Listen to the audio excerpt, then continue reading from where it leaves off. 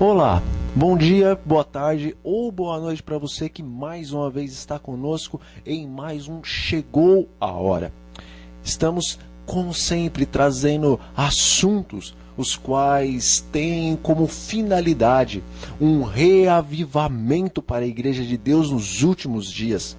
Que o Israel do Senhor Deus, o Israel espiritual, segundo o apóstolo Paulo nos diz que haveria nesses últimos dias. É claro que um Israel espiritual, o qual iniciou-se após a morte e ressurreição de Cristo e após os judeus abandonarem assim o Deus que os havia constituído como herdeiros da aliança que fora feita com Abraão, e agora então, abandonando os filhos legítimos, esta herança feita em sangue, feita em carne, e também uma herança espiritual, a partir daí, a partir da rejeição do evangelho com a morte de Estevão, o primeiro mártir dentre os apóstolos do Senhor, dentre os discípulos do Senhor, naquele primeiro momento da igreja triunfante em Cristo Jesus.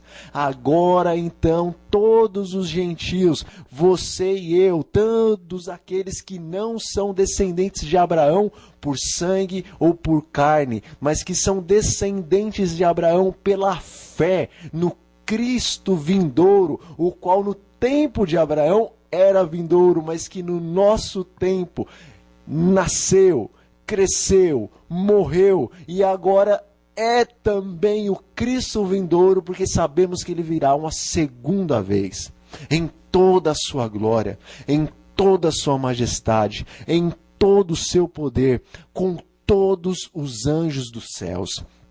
Você, meu irmão e minha irmã, que faz parte do Israel espiritual de Deus, nós trazemos esta mensagem vinda da parte de Deus para o reavivamento e para a reforma da Igreja do Senhor, a qual está espalhada por todas as denominações que existem nos nossos dias e até mesmo nas demais religiões que não são cristãs.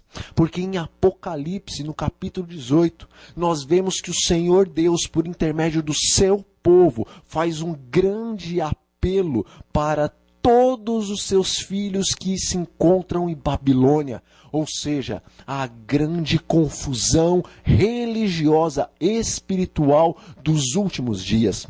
O Senhor Deus, em Apocalipse, no capítulo 18, ele faz um apelo, dando um alto clamor através do seu povo, da sua igreja, do seu exército remanescente. Ele diz: sai dela, sai de Babilônia, povo meu, para que não sejais participantes dos seus pecados e para que vocês não incorram em suas pragas.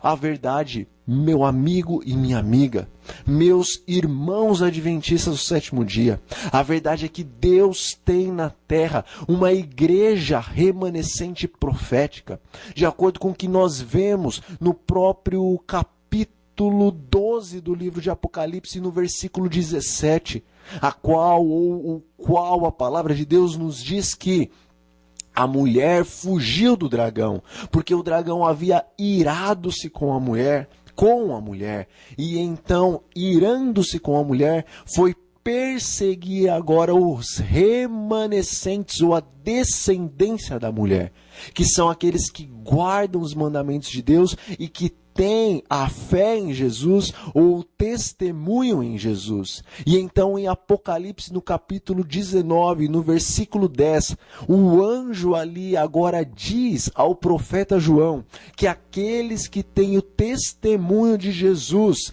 são os que possuem o espírito da profecia.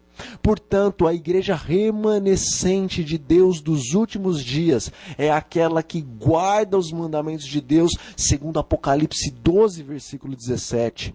E que tem também o testemunho de Jesus, mas o anjo, em Apocalipse 19, versículo 10, nos diz que o testemunho de Jesus, do povo remanescente dos últimos dias, é possuir o espírito da profecia.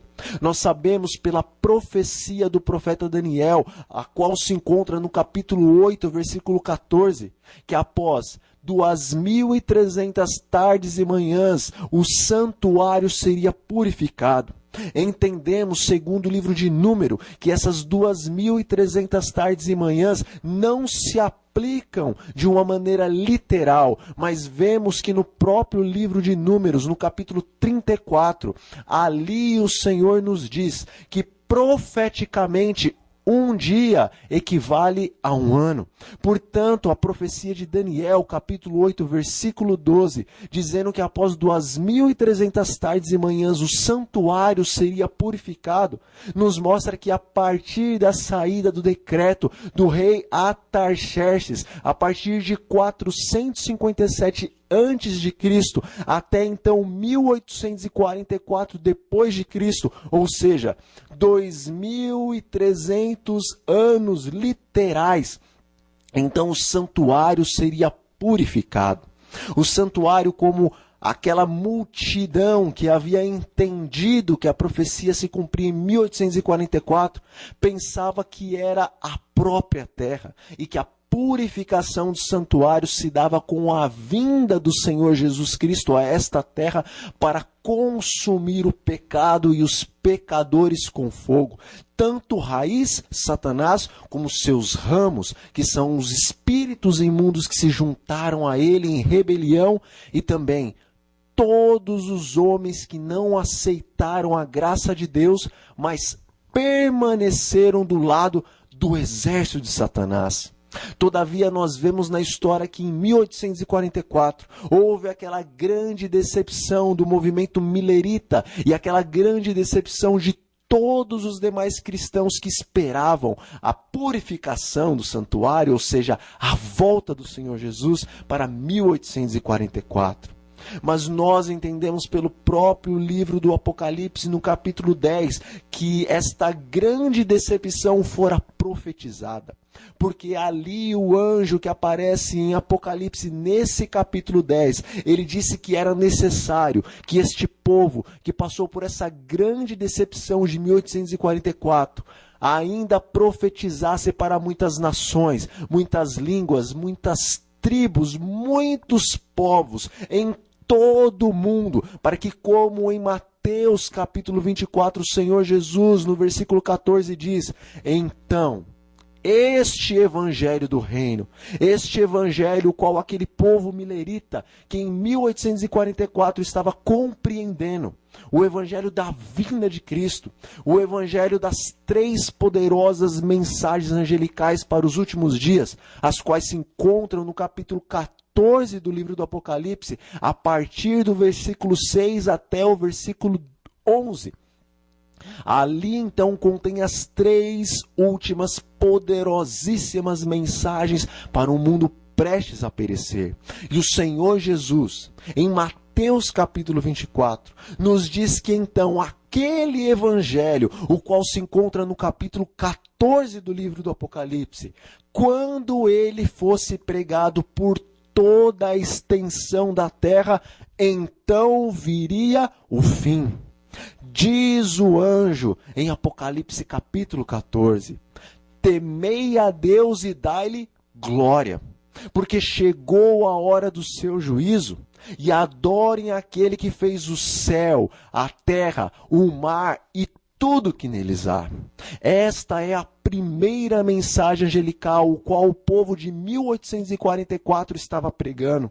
Embora eles não entendiam que a purificação do santuário não era a vinda de Cristo, mas tão somente a iniciação do último ministério do nosso Senhor Jesus, o sumo sacerdote, na presença do Pai, no Santo dos Santos, que fica nos céus, segundo o próprio apóstolo Paulo nos diz no livro de Hebreus, que nos céus existe um santuário, o qual não foi construído por mãos humanas, mas que fora construído pelo próprio Deus, e que Jesus, o nosso sumo sacerdote, ministra não e nem ministrou no santuário terrestre, mas sim no santuário celestial, o qual o próprio Moisés havia dito que o santuário da terra era tão somente uma cópia do santuário dos céus. Pois nós vemos no Antigo Testamento que o Senhor Deus disse ao seu servo Moisés que o tabernáculo, o santuário, o qual eles erigiriam no deserto, devia ser tão somente uma cópia do modelo, o qual Deus, em visão, havia mostrado para o seu servo. Portanto, hoje, o Senhor Jesus Cristo, ele está ministrando diante do Pai, e ele se encontra à destra, à direita do Pai, no santuário celestial. Todavia, assim como lá no santuário, no tabernáculo, no deserto, havia o dia da expiação, que era tão somente um símbolo, uma ilustração do dia verdadeiro, literal da expiação, o qual existiria no santuário celestial, que é o verdadeiro tabernáculo, pois todas as ordenanças e sacrifícios e libações, todas as coisas que aconteceram no passado eram tão somente uma sombra, um símbolo das coisas que haveriam de acontecer com Jesus e das coisas que haveriam de acontecer após Jesus subir para o santuário verdadeiro que fica nos céus dos céus, onde não o Shekinah se manifesta como se manifestava no tabernáculo entre os querubins, no propiciatório, na tampa da arca da aliança. Não, no santuário celestial, não há querubins de ouro como no santuário, no tabernáculo que existia na terra. Mas nós vemos no livro do Apocalipse, no capítulo 4, e vemos em outros capítulos também, que lá no céu existe o verdadeiro trono de Deus. E ali os querubins, eles verdadeiramente circundam o trono de Deus. No santuário da terra, nós vemos que a lei dos 10 mandamentos se encontrava dentro da arca. Mas no santuário dos céus, nós vemos que o salmista Davi, no Salmo 97, nos diz que o trono de Deus é fundado em justiça e em juízo. Portanto, as coisas que haviam no tabernáculo da terra era tão somente uma cópia, uma ilustração das coisas que existem no tabernáculo, no verdadeiro santuário nos céus. Lá no santuário o qual Jesus ministra, ali não está o Shekinah, ali está na verdade o Pai. O Pai em toda a sua presença física, em toda a sua glória eterna e esplendorosa. A partir de 1844, então o dia literal da expiação começou. E agora, na presença do Deus Santíssimo, Jesus começou a fazer expiação, tanto por mortos como por vivos, pois haverá um grupo chamado os 144.000, os quais estarão vivos no momento em que o Senhor Jesus voltar. Portanto, o Senhor Jesus, quando começar a julgar os vivos desta terra, pois quando ele voltar, haverão vivos, estes 144.000 estarão julgados e estarão absolvidos e estarão selados com o selo de Deus, para que quando o Senhor retornar, então estes que possuem o selo de Deus possam ser resgatados para a glória eterna. Diz o seguinte em Apocalipse capítulo 1, versículo 7. Eis que vem com as nuvens, e todo olho o verá, até os mesmos que o traspassaram, e todas as tribos da terra se lamentarão sobre ele, certamente. Amém. É chegado o tempo em que não haverá mais tempo. Jesus está na presença do Pai desde 1844, segundo a profecia do livro de Daniel, no capítulo 8, versículo 14. Ele está fazendo expiação.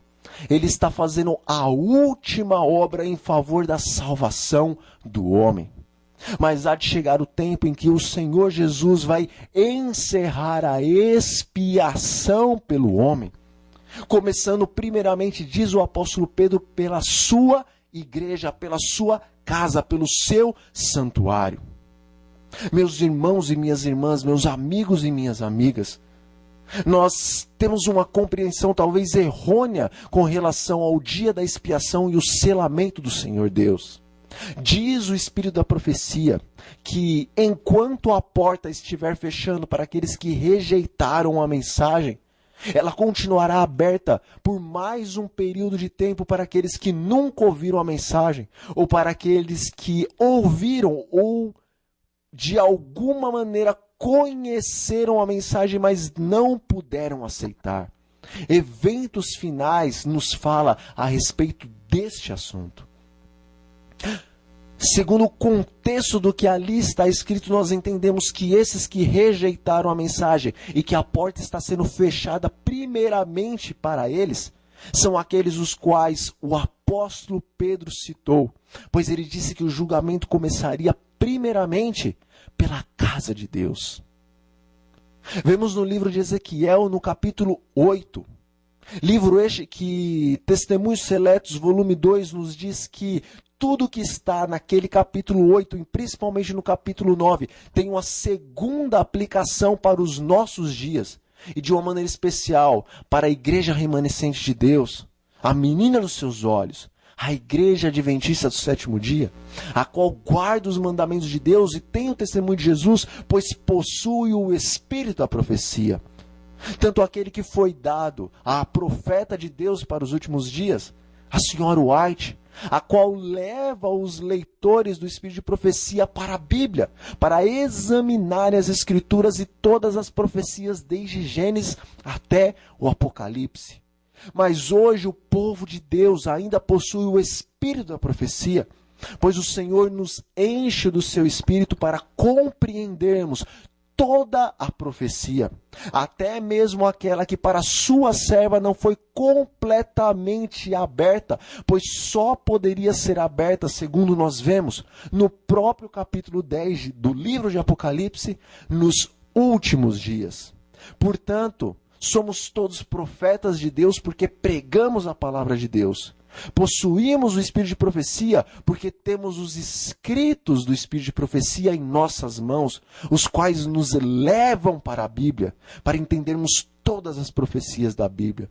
Todavia, ainda possuímos o espírito de profecia, porque o Senhor nos abençoa de maneira especial para compreendermos toda a conjuntura profética, a fim de darmos um clamor e um alto clamor ao mundo com relação a todas as coisas que estão descritas na profecia bíblica, as quais o Senhor revela primeiramente aos seus profetas, antes que ele as coloque em prática sobre todas as nações que não têm o conhecimento profético.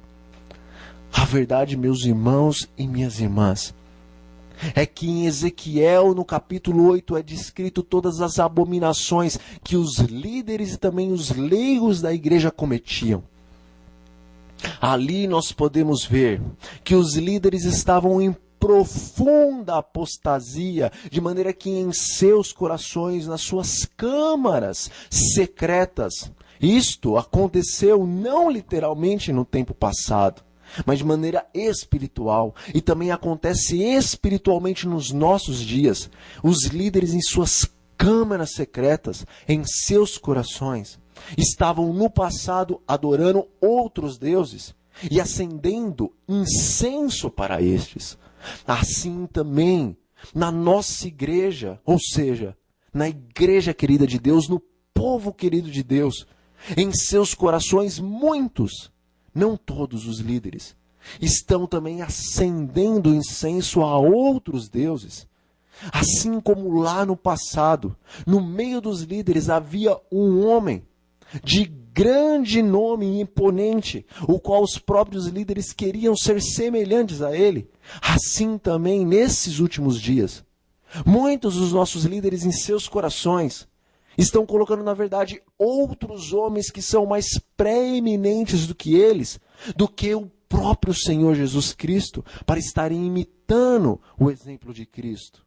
Em vez disso, buscam imitar o exemplo daqueles que cresceram mais do que eles e que se tornaram exemplos administrativos em todo o ministério, o qual deveria ser de Deus, mas acabou se tornando um ministério de homem.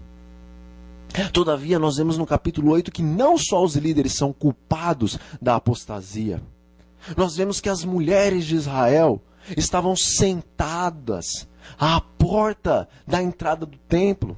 E em vez de chorarem para o Senhor, elas estavam chorando para Tamuz, o Deus da fertilidade, o Deus da promiscuidade, o Deus da sensualidade, da sexualidade. Elas estavam chorando a Tamuz para que Tamuz as abençoasse, em vez do Senhor Deus lhes abençoar. Não havia sacerdotisas, por isso nós vemos que essas mulheres também são o exemplo dos leigos da igreja.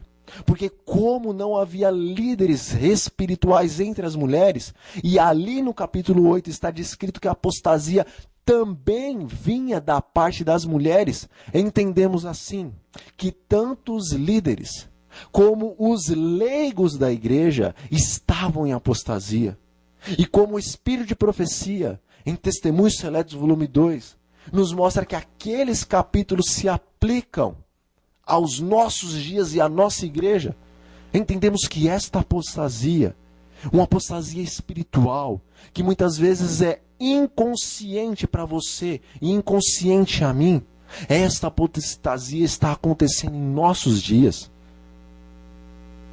A primeira apostasia que nós vemos no capítulo 8 era que o povo havia colocado aquele ídolo à entrada do templo, para que isso causasse ciúmes no Senhor Deus. Hoje estamos colocando ídolos também à entrada da igreja de Deus, à porta espiritual do templo do Senhor. Cantores, músicos, instrumentistas, dinheiro, fama, nome, estudo. Estamos colocando todas essas coisas à frente de Deus, mesmo dentro da nossa igreja.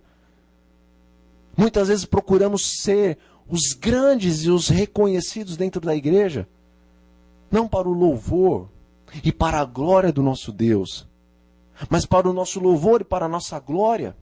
Nós vemos, por exemplo, no Espírito da Profecia, naquele livro, naquela compilação, Música, a sua influência na vida do cristão, nós vemos que muitos dos nossos cantores, os quais se deleitam com a música da igreja, e os quais cantam na igreja, em vez de ser registrado que eles prestaram um louvor, um culto ao Senhor Deus, é registrado que eles foram após os seus ídolos.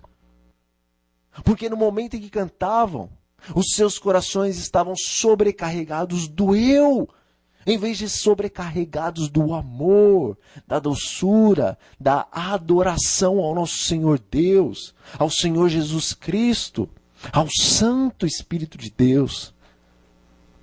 Os nossos ídolos hoje são inconscientes. Quantas coisas nós colocamos à frente de Deus? Filmes, Hollywood, roupas, alimentos, calçados, maquiagens, palavras, gestos, ações. Quantas coisas você e eu estamos colocando à frente do nosso Deus, à frente do templo de Deus, para que isso cause ciúme santo no Senhor. Todavia nós vemos no capítulo 8 que a última e maior de todas as abominações é que dentro do pátio do templo de Deus, 25 homens, isto é simbólico. Nós vemos que a comemoração de Tamuz, que acontece no dia 25 de dezembro, foi lembrada 2 vezes nesse capítulo 8. Pois o aniversário de Tamuz, este Deus da fertilidade, o filho do sol, era e é no dia 25 de dezembro. E o Senhor queria que isso ficasse bem claro na mente dos seus filhos com relação a Tamuz, o filho do sol. E por isso aparece esse número 25 homens da casa de Deus, da casa de Israel, dos líderes da igreja. Eles estavam ali no pátio, de costas para o Shequiná, mas prostrados diante do sol e adoravam o sol. Lembremos, meus amigos, que Paulo disse que tudo que está escrito no passado era para a geração dos últimos dias, para que nós não incorrêssemos nos erros que eles cometeram contra o Senhor Deus e foram castigados, porque a presença do Senhor Deus era sempre removida quando o povo entrava em apostasia, em rebeldia contra o seu Criador, o seu mantenedor, o seu benfeitor, Deus benigno, misericordioso, aquele que é tardio em irar-se e que é grande em bondade e em benignidade. Assim como o povo se revoltou e sempre ia aos seus ídolos. No capítulo 8 do livro de Ezequiel, nós vemos que quando isto, na visão do profeta, aconteceu, quando esses 25 homens se prostraram diante do sol, estando eles dentro do terreno sagrado do templo de Deus, e deram as costas à glória do Senhor Deus que se manifestava no lugar santíssimo, então o Senhor Deus fez com que isso fosse como se a última gota. Não pôde mais suportar a apostasia e a rebeldia do povo, que se tornava cada vez mais atrevido e insolente para com o seu Deus. Hoje, nos nossos dias, de maneira espiritual, nós também estamos dentro da igreja de Deus, dentro do terreno santo de Deus, mas os nossos corações estão voltados para o sol, estão voltados para Ra, estão voltados para o próprio Satanás, aquele que estabelece o Sunday, o domingo, o dia do sol para ser adorado. Temos medo do decreto dominical, pois sabemos que o domingo é o dia do sol, é o dia que Satanás estabeleceu para ser o dia dele, para neste dia ser adorado. Mas segundo o capítulo 8 de Ezequiel, segundo o espírito da profecia, nós vemos que hoje dentro da igreja, de maneira inconsciente, nós estamos adorando Satanás. Ainda que vamos nos sábados na igreja, ainda que devolvemos os nossos dízimos e as nossas ofertas, ainda que sigamos toda a liturgia, ainda que sejamos líderes ou leigos, pastores, teólogos, grandes ou pequenos homens e mulheres dentro da igreja, e em nossos corações digamos, sou rico e abastado e de nada eu tenho falta, ainda assim nós estamos correndo o risco de incorrer entre essas pessoas que dentro do solo sagrado de Deus estão em seus corações se prostrando ao sol, se prostrando a Satanás. Assim como naquele tempo, quando isto aconteceu, e a ira do Senhor Deus se levantou, e a glória de Deus saiu de entre os querubins, para ir até a porta do templo, a fim de falar para o seu profeta o que ele haveria de fazer com o povo rebelde, assim também nos nossos dias. Após este projeto de igreja emergente dentro do nosso povo, dentro da igreja remanescente do Senhor Deus, assim depois do One Project, assim depois de todas as apostasias e do panteísmo que tem entrado de maneira quase que invisível e sutil e incompreensível dentro do povo de Deus, desde a queda das torres no 11 de setembro, assim também como naquele tempo, no tempo de Ezequiel, os homens endoideceram, entrando em tal apostasia, agora de maneira inconsciente, as doutrinas de demônios, os enganos de espíritos imundos invadiram a nossa igreja. E nós estamos, sem saber, sendo adoradores do sol dentro da igreja de Deus. Não queremos receber o selo de Satanás e a marca da besta. Não queremos aceitar o domingo do Deus Sol, quando em nossos corações já estamos adorando o sol. Lá em Ezequiel, o Senhor se levanta do seu lugar santo. Assim também agora, segundo nós vemos no Espírito de Profecia, em eventos finais, o Senhor, quando começar a expiação pelos vivos e o julgamento dos vivos, primeiramente Ele estará se levantando de entre os querubins para o povo querido dele, os adventistas do sétimo dia, o povo remanescente, o qual Ele escolheu para dar a última mensagem profética ao mundo. Primeiramente o Senhor estará se levantando de entre os querubins para você e também para mim. Pois em verdade o julgamento dos vivos vai iniciar. Mas assim como lá no capítulo 9 do livro de Ezequiel, nós vemos que os primeiros a serem julgados eram os anciãos da casa de Deus. E nós vemos que o próprio Pedro também nos confirma que sempre começará pelos anciãos, pelos líderes da casa, o julgamento. Assim também nos nossos dias, ao iniciar o julgamento dos vivos, o Senhor Deus vai começar agora a prescrutar as obras dos líderes de Deus e confirmar se as mesmas condizem com a fé a qual eles manifestaram no dia dos seus batismos. No livro de Ezequiel nos fala a respeito do selamento de Deus no capítulo 9.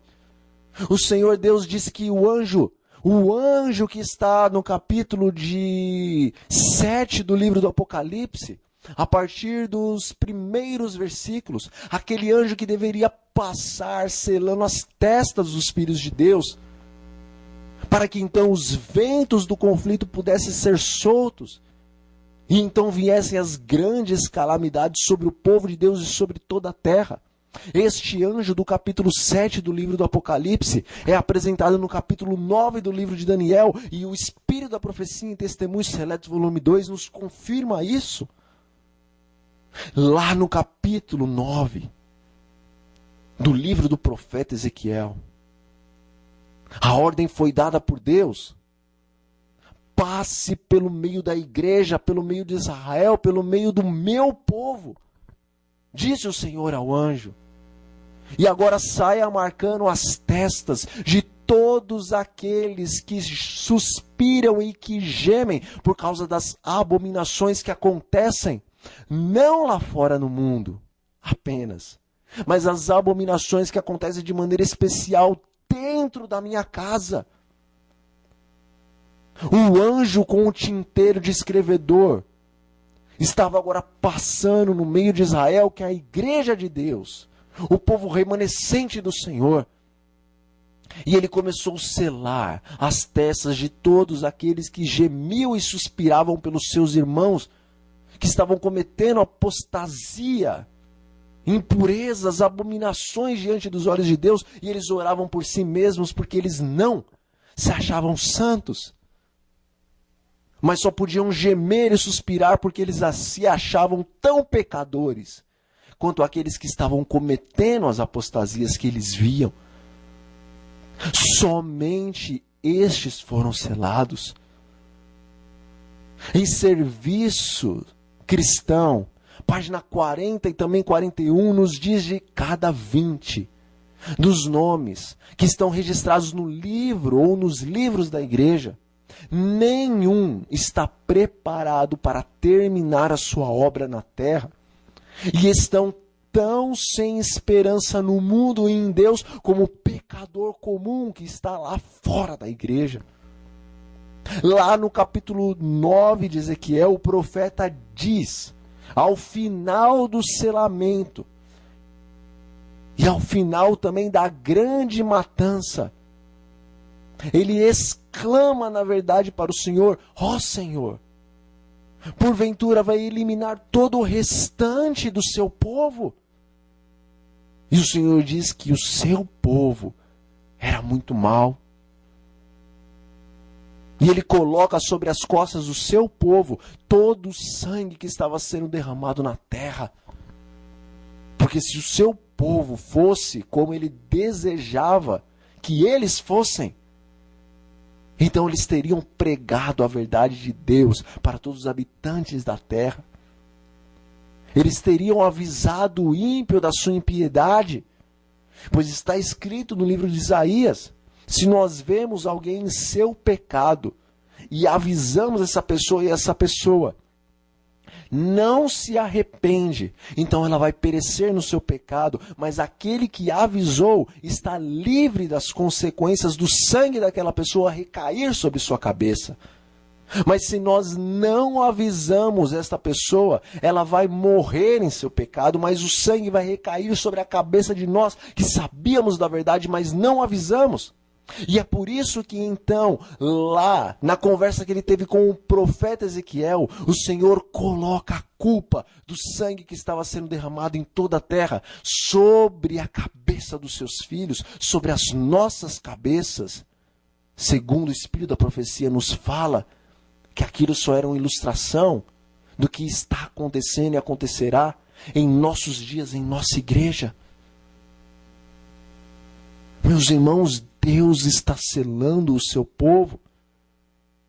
Deus está selando primeiramente os corações do seu povo para que verdadeiramente, quando o anjo de Apocalipse, versículo 7, terminar, capítulo 7, terminar a sua missão dentro da igreja e também sobre toda a face da terra, venha a iniciar-se a grande destruição sobre os da casa de Deus e sobre aqueles que não conheciam a verdade de Deus. Em Ezequiel, nós vemos que Deus não apenas chamou aquele anjo com o tinteiro de escrevedor para selar as testas do povo de Deus. Nós vemos que o Senhor havia chamado 6 homens com suas armas destruidoras na mão. E ele deu a ordem para que estes homens fossem atrás do anjo, e todos aqueles que da casa de Deus não possuíssem o selo do Senhor em suas testas, não deveriam ser poupados, mas todos deveriam ser exterminados. O Senhor disse que não deveriam eles ter piedade ou compaixão nem de idosos, nem de jovens, nem de crianças, nem de grávidas, nem de donzelas. Eles não deveriam poupar a ninguém. Mas todos a uma deveriam ser destruídos, começando pelos líderes, pelos anciãos da casa. Os que, é claro, sempre têm maior responsabilidade, pois eles são o exemplo maior. Embora, é claro, o nosso exemplo é Cristo, e embora, é claro, nós não nos devemos espelhar no homem, mas sim em Cristo. Sabemos que o Senhor constituiu os líderes, os pastores, para que estes fossem os mais parecidos com o Senhor, a fim de ensinarem, educarem as ovelhinhas de Deus a serem também semelhantes ao grande e supremo pastor, o pastor dos pastores, que é o Senhor Jesus Cristo, o Filho de Deus, o Deus unigênito, coeterno com o Pai e com o Espírito Santo, o Deus encarnado, o qual viveu crescendo e sofrendo como homem, mas não pecou, e que entregou a sua vida, derramou o seu divino sangue na cruz do Calvário, a qual era para você e a qual era para mim. Bendito seja o nome do Senhor Jesus Cristo. Bendito seja o nosso Deus, o nosso Salvador, o nosso sumo sacerdote, nosso resgatador, o nosso libertador, o príncipe dos príncipes, Deus forte e poderoso, o grande Miguel, Senhor de todas as batalhas, aquele que não conhece derrota, embora em seu calcanhar foi ferido pela serpente. Bendito seja, meus irmãos, o nome do Senhor Jesus, aquele que no vale do Jaboque, ou seja, na grande angústia do Monte das Oliveiras, quando o cálice que ele deveria beber até a última gota tremia em sua mão, não desistiu por você e não desistiu por mim, mas foi até o fim, tomando o cálice dos seus e dos meus pecados. Ele nos salvou porque nos amou primeiro. Que amor é esse? Quem em toda a eternidade vai compreender a altura e a profundidade, a largura e a extensão do amor de Deus em Cristo Jesus? Quem pode compreender tamanho amor que em verdade sobre os anjos nos diz que restaurando o homem novamente à sua imagem e semelhança, agora neste novo governo celestial, coloca o homem que havia caído em pecado em uma posição acima dos anjos, os quais nunca pecaram. Que amor é este? Pela sua ovelhinha perdida. Verdadeiramente, meus irmãos, muito maior alegria haverá na presença de Deus por um pecador que se arrepende, por uma ovelhinha achada por você e por mim, quando entregamos as nossas vidas a Cristo, do que as 99 ovelhas, do que todos os anjos, do que todos os seres que não caíram em pecado. Jesus Cristo é teu, Jesus Cristo é meu, nós somos dele, porque ele se tornou homem por nós. Eternamente se escondeu, como diz o Espírito da profecia, em um invólucro humano. Por sua própria escolha, anulou a sua onipresença eternamente. Não perdeu, mas anulou, porque te amou e porque me amou e porque decidiu estar em um corpo de carne, permitindo assim que a sua onipresença fosse através do universo por intermédio do Espírito Santo. Aquele que é coeterno com Deus, aceitou tamanho e eterno sacrifício, aceitou levar por toda a eternidade as marcas da humilhação, por amor a você e por amor a mim. Este é um Deus de amor, é um Deus de justiça, mas justiça baseada no amor. É por isso que esse Deus vai ter que destruir os ímpios da sua igreja, porque Ele ama demais, ama aqueles pelos quais Ele morreu e quer salvar. Somente no momento que ele conseguir enxergar, ou seja, no momento em que ele enxerga em sua onisciência, que os corações daqueles que não foram selados nunca se entregariam verdadeiramente a ele, porque estão, na verdade, já, ainda que inconscientemente para eles, selados com o selo da besta, com a lei da besta. Então, neste momento, ele terá que vomitar de sua boca aqueles os quais ele tanto amou e a sua vida entregou. Aqueles os quais, quando os ventos estavam prestes a ser soltos há pouco tempo atrás, diz o Espírito de profecia, ele apresentou as suas mãos diante do Pai, e quando os anjos iam soltar os ventos, ele clamou: meu sangue, Pai, meu sangue, meu sangue. E o Senhor Deus Pai, vendo que a maioria do povo adventista de Deus, da igreja remanescente, iria se perder porque não estavam preparados, deu a ordem: esperem mais um pouco. Bendito Deus que em sua misericórdia então levantou o pastor Ted Wilson homem do Senhor. Josué antitípico, a fim de dar uma mensagem para o povo de Deus. Busquem o Espírito Santo, encham-se da glória e da onipresença do Senhor Deus, porque nós precisamos passar pelo Jordão.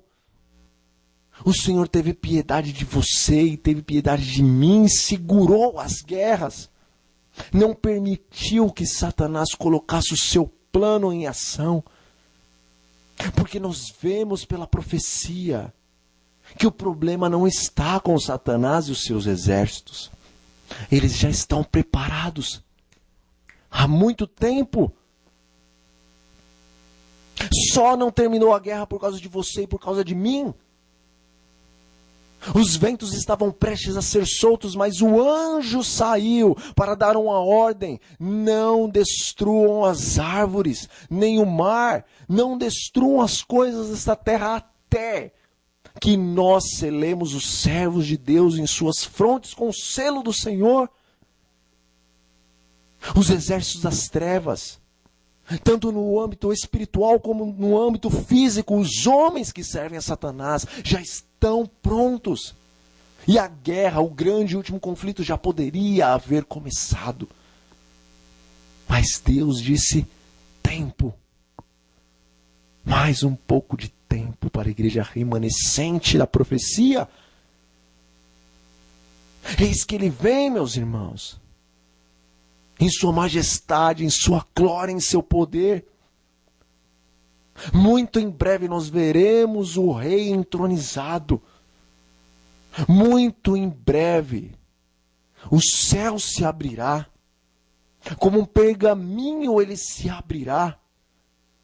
Muito em breve contemplaremos a glória do Eterno, assentado em seu alto e sublime trono, envolto também na glória do seu Pai, cercado de santos e poderosos serafins.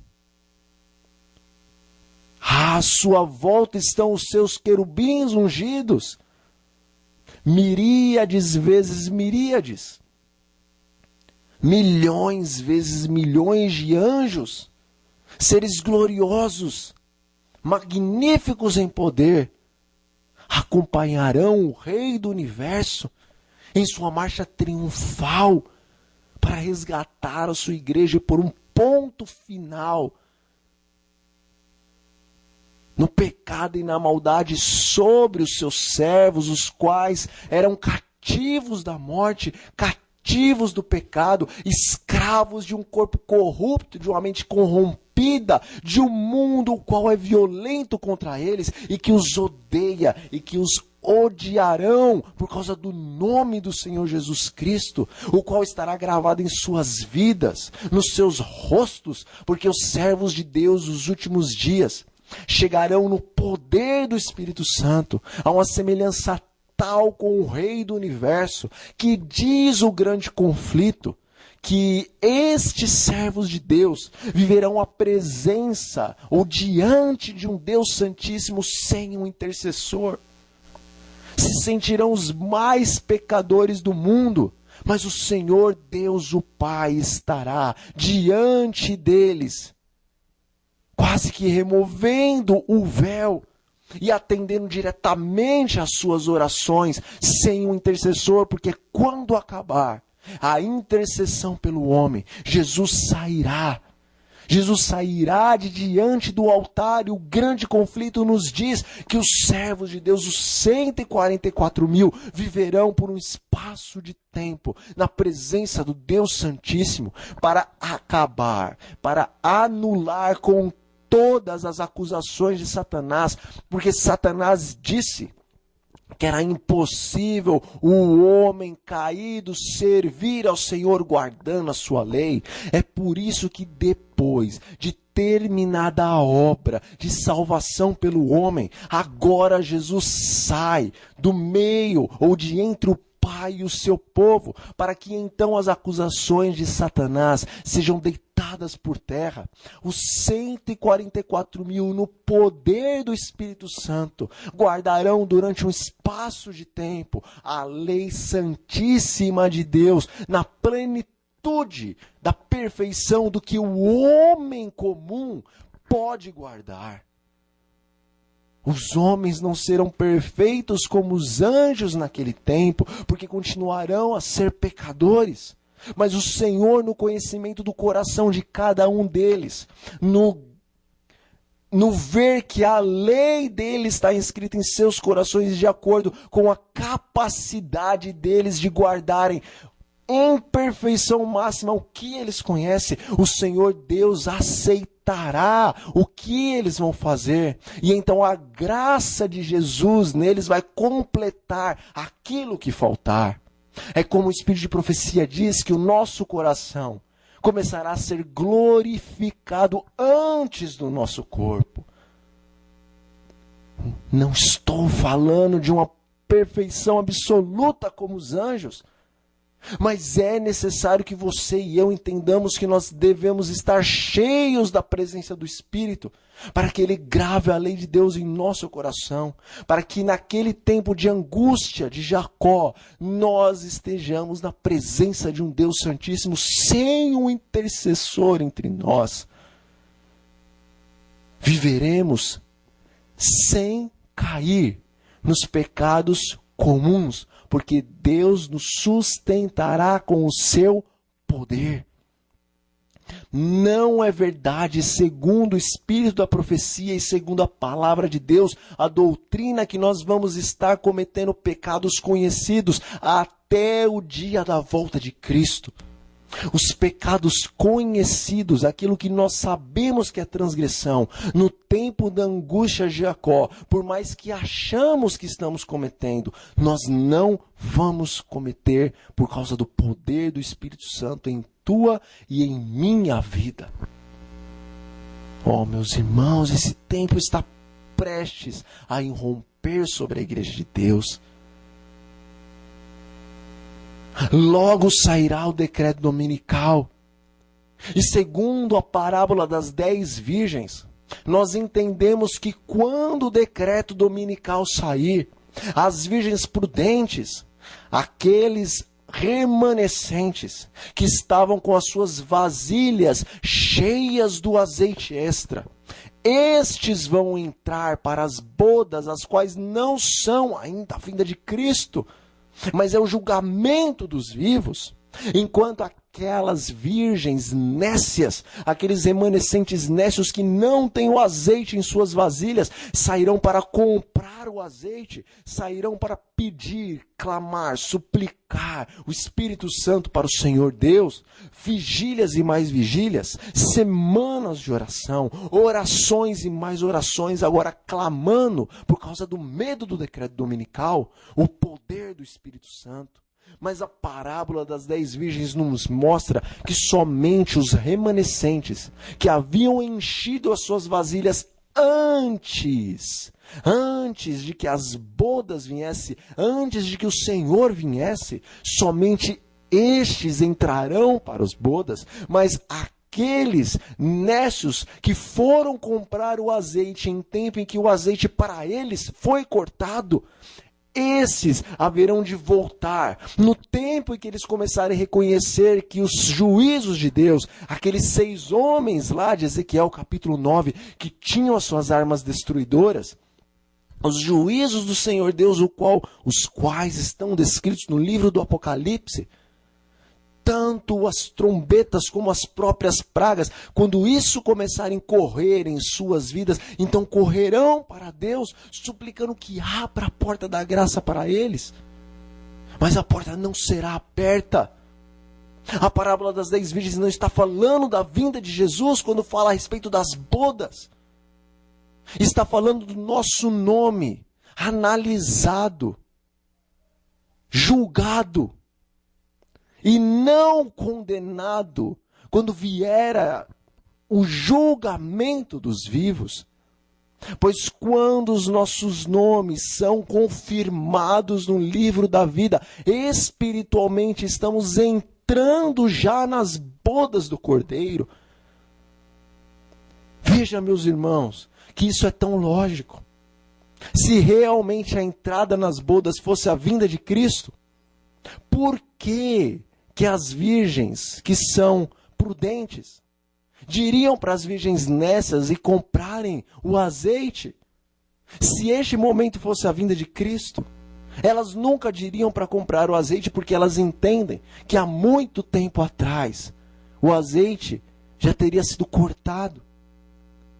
Mas quando sai o decreto dominical, quando sai aquele decreto, o qual na parábola das 10 virgens é ilustrado como aquele grito, aí vem o noivo, porque nós sabemos que as 10 virgens, ou seja, a igreja adventista inteira, só vai despertar, não com sinais, ela só vai despertar toda quando sair o decreto dominical. E é isso que a palavra as parábolas das 10 virgens nos diz. Quando o clamor, aí vem o noivo, é ouvido, então todas as virgens levantam e desesperadas evitam ali as suas lâmpadas para agora saírem para pregar a palavra. Se fosse a volta de Cristo, para que elas iam espevitar as suas lâmpadas? Se quando Jesus vier não tem mais chance de ninguém se salvar. O aí vem um noivo é o grande clamor do decreto dominical, o qual desperta todas as virgens, todos os remanescentes, toda a igreja adventista em toda a face da terra. Mas só entram para as bodas os adventistas que tinham desde há muito tempo azeite em suas vasilhas, em seus corações. Hoje, meus irmãos, tão próximo do decreto, a nossa preocupação maior não deve ser o decreto. A nossa preocupação maior deve ser o azeite. Ezequiel nos diz no capítulo 36 que na nova aliança que o Senhor faz com o seu povo, além de aspergir água pura sobre eles para a purificação, além do batismo nas águas, Ele põe dentro dos seus servos, os quais fazem parte da nova aliança, o seu Espírito. E o seu Espírito inscreve em seus corações os estatutos e os mandamentos para que eles andem em retidão. Este é o verdadeiro selo de Deus. O sábado da lei de Deus, o qual será aceito como selo do Senhor, é tão somente aquele o qual é escrito no coração pelo dedo do Espírito Santo. Não é o sábado o qual nós conhecemos teórica e teologicamente e nem sequer conseguimos guardar ele. Pois os judeus todos conheciam o santo sábado, mas não foram selados e nem em sua totalidade serão, mas só aqueles que nos últimos dias reconhecerem que Jesus Cristo é o Senhor e que a santa lei de Deus vigorará eternamente, inclusive o sábado do Senhor. Estes judeus que crerem assim e receberem o dom do Espírito Santo e tiverem a lei em seus corações serão também salvos, porque possuem o selo de Deus. Mas para nós, os judeus espirituais, o Israel espiritual, o remanescente dos últimos dias, não basta conhecer o sábado, o selo, tal como os judeus conheciam. Não basta conhecer a lei como os judeus conheciam. E isto não vai nos salvar, porque se isso nos salvasse, então no livro do Apocalipse, no capítulo 3, o Senhor não diria que Ele vomitaria o seu povo da igreja de Laodiceia de sua boca. Todos conhecem a lei. Todos conhecem o espírito da profecia. Todos, ou quase todos, guardam o sábado. E porque a maioria vai ser vomitada segundo eventos finais nos diz. E serviço cristão, quando fala que de cada 20, nenhum está preparado. De cada 21, então, um está preparado. Por que que tantos conhecedores do sábado e da lei vão ser vomitados? Porque eram virgens nécias, foram enganados. Não compreenderam que o único selo que Deus pode aceitar, a única lei que Deus pode aceitar, é aquela que o Espírito Santo, de maneira espiritual, escreve em nosso coração. Irmãos, leiam as coisas inscritas em Atos com relação ao Espírito Santo. A igreja só passou a ser vitoriosa e os santos apóstolos só passaram a ser vitoriosos após a descida do verdadeiro dom de Deus. Então aqueles homens que por 3 anos e meio andaram com Cristo, mas ainda eram tremendos pecadores, após receber o Espírito Santo, então passaram a viver agora uma santificação gradual. Até o ponto que a sombra de Pedro curava quando passava perto dos doentes. Você acha que com você e comigo, com a igreja de Deus, é diferente? Nós precisamos do Espírito Santo em sua plenitude agora. Os selados de Deus são aqueles que estão cheios do Espírito Santo. O anjo de Apocalipse 7 que vem do céu para selar o povo em suas frentes, em suas frontes, é o Espírito Santo para nos selar com a lei, a qual contém o sábado do Senhor. Diz o Espírito da profecia, devemos importunar a Deus com relação à bênção do verdadeiro batismo do Espírito Santo. Diz o Espírito de profecia que nós não estamos suficientemente dispostos a incomodar o Senhor e a lhe importunar por esta bênção. E ela continua dizendo que o Senhor quer, Ele deseja que o seu povo o importune por este dom, pela bênção do Santo Espírito. O que você está pedindo, meu amigo e minha amiga, meus irmãos? Casa, carro, dinheiro, faculdade, marido, mulher, filhos. O que você está pedindo para Deus? Você que passa 5 minutos em oração, ou você que passa 1, 2, 3 horas em oração, o que você está pedindo para Deus? O que é o seu importunar diário a Deus? É o dom do Espírito Santo? Ou são outras coisas? Você nunca leu no Espírito de profecia que está escrito que esta bênção, a bênção do verdadeiro batismo do Espírito Santo, se ela fosse pedida e recebida pela fé, ela ia trazer juntamente com ela todas as demais bênçãos. Porque você, e muitas vezes eu, estamos gastando tempo pedindo tantas e tantas e tantas coisas, quando o Senhor quer que nós o importunemos, pedindo, suplicando e importunando o nosso Deus pelo dom verdadeiro do batismo do Espírito Santo, o óleo extra em nossos ou em nossas vasilhas, em nossos corações, o qual nos fazem virgens prudentes. Você nunca leu na parábola das 10 virgens? Que as virgens nécias, embora fossem nécias, elas estavam esperando o seu Senhor. Elas estavam aguardando a vinda de Cristo. Elas se vestiram de branco, pegaram as suas lâmpadas, saíram para receber o rei. Elas não eram, diz o Espírito de profecia, em eventos finais. Elas não eram membros da igreja desinteressados pela palavra de Deus. Não eram apóstatas, não eram pessoas que dão risadas dos reformadores, pelo contrário. O Espírito de profecia nos diz que eram pessoas que se interessavam pela palavra de Deus, que estavam na igreja, que pregavam a palavra, que muitas vezes eram zelosas em todas as coisas do Senhor Deus, mas não tinham o verdadeiro selo de buscar as coisas espirituais de Deus.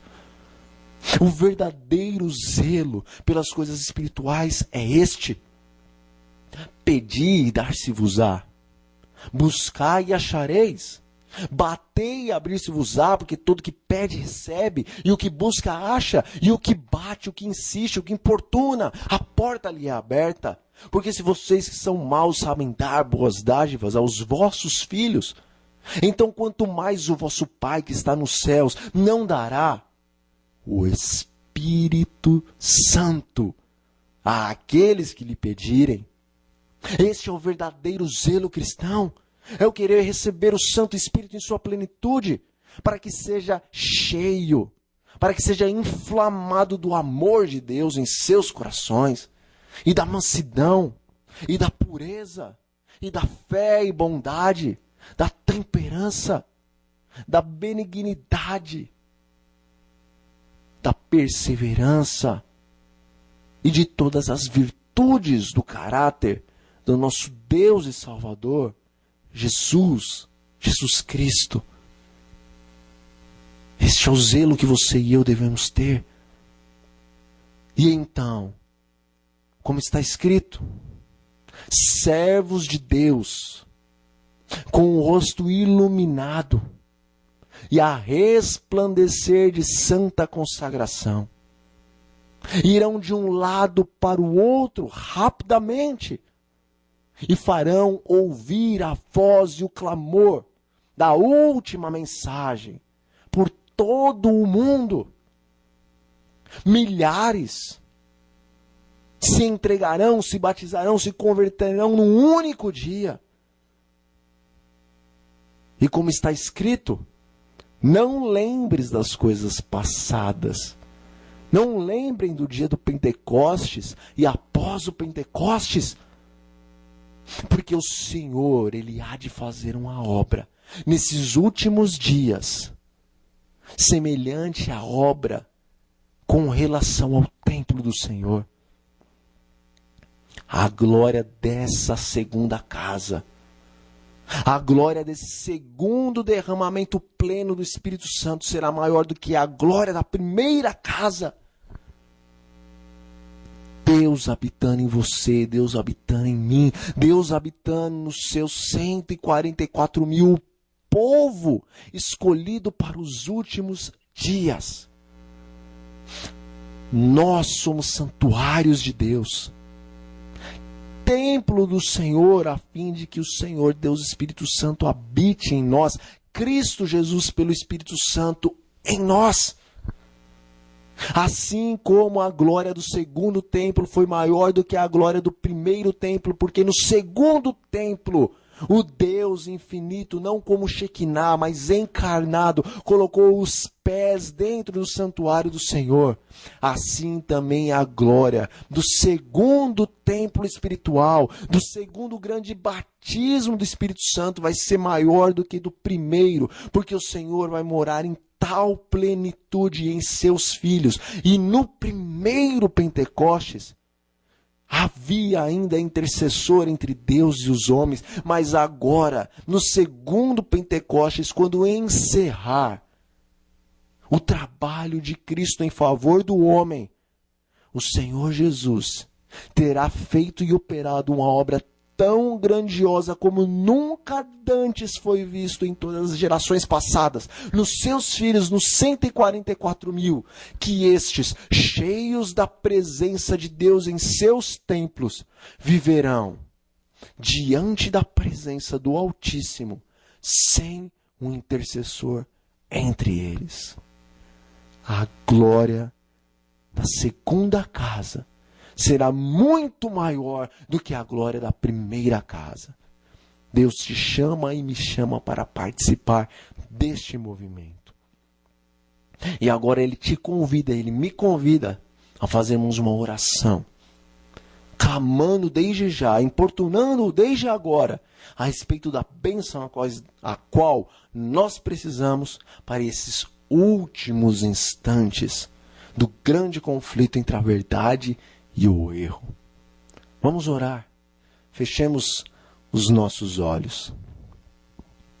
Senhor, nosso Deus e nosso Pai, bendito seja o nome do Senhor, o nome de Cristo, o nome do Santo e Bom Espírito, o Deus infinito, o qual se preocupou e amou de tal maneira os seus filhinhos, que entregou o seu Filho unigênito, para que nós, os que crescemos, não perecêssemos, mas nele, Jesus Cristo, tivéssemos a vida eterna. Obrigado, Senhor. Pai, obrigado por nos chamar para a Igreja Adventista, para o remanescente da profecia dos últimos dias. Obrigado, porque permitiu que nascêssemos nessa época. Graças, Senhor, porque nos escolheu dentre bilhões a fim de participarmos deste povo que tem que dar o último e grande clamor, a última e grande advertência para todos os habitantes da terra, para que todo aquele que nele, Jesus Cristo, crer, não pereça, mas tenha a vida eterna e faça parte deste aprisco, o qual o Senhor mesmo construiu para os seus filhos dos últimos dias. Inflama-nos com o poder do Espírito Santo. Dai-nos em toda a sua plenitude as primeiras e também as segundas chuvas do teu Santo Espírito.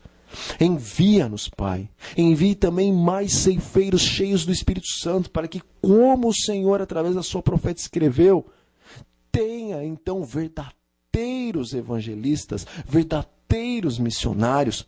Faça-nos no poder do Espírito verdadeiros pregadores para esses últimos dias. More em nós, viva em nós, manifeste a sua glória, meu Pai, o seu caráter em tua igreja nesses últimos dias. Perdoa teu povo, perdoa a nossa apostasia, perdoa os líderes, perdoa os leigos, tenha piedade, tenha compaixão. Na tua misericórdia, segura mais um pouco o decreto, a fim de que mais adventistas possam se arrepender para receber também o selo. Segura por mais um pouquinho de tempo o decreto, meu Pai, para que em tempo de paz nós consigamos ainda espalhar a mensagem como folhas que caem das árvores na época de outono, assim também em todas as casas dos habitantes dessa terra. Que a tua vontade se faça, Senhor, em nossas vidas e na tua igreja, na menina dos teus olhos. Sê a cabeça, ó Deus, em Cristo Jesus, e verdadeiramente nós um corpo bem formado e unido para a glória do Senhor. Isso nós lhe pedimos e nós lhe agradecemos. Em nome do Senhor Jesus Cristo. Amém. Bom, meu amigo e minha amiga, meu irmão e minha irmã, foi uma bênção estar com você em mais um Chegou a Hora. Que o Senhor, o nosso Deus, Ele derrame sem medida o Espírito Santo sobre você e sobre mim. E que nós glorifiquemos o nome do nosso Deus nesses últimos dias com a nossa vida, com as nossas palavras e com os nossos atos e com os nossos pensamentos na presença do nosso Deus e Senhor. Isto é o meu desejo para você, é o meu desejo para mim mesmo. Em nome do Senhor Jesus. Amém.